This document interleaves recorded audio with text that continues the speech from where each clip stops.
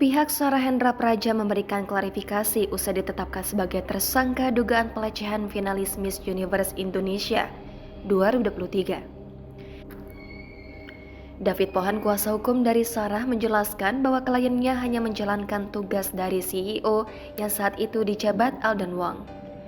Yang perlu kami sampaikan di sini, mau klarifikasi bahwa klien kami Sarah diangkat secara lisan oleh CEO yakni Sarah sebagai COO. Kata David Pohan di Polda Metro Jaya, Jakarta Selatan pada Kamis 12 Oktober. Pertama, tugas dia adalah untuk menertibkan dan mendisiplinkan waktu dan juga untuk mematuhi perintah lisan dari CEO, jelasnya. Termasuk tugas body checking. David mengatakan bahwa Sarah dapat arahan secara lisan dari CEO saat itu. Nah, kedua, bahwa klien kami mendapatkan perintah langsung dari CEO untuk melakukan body checking. Body check yang klien kami lakukan itu adalah quick body check for fitting gown, jelasnya.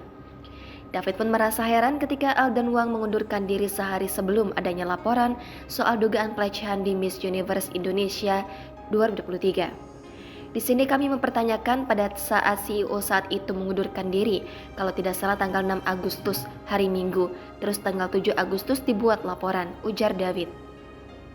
Nah, ini yang jadi pertanyaan kami.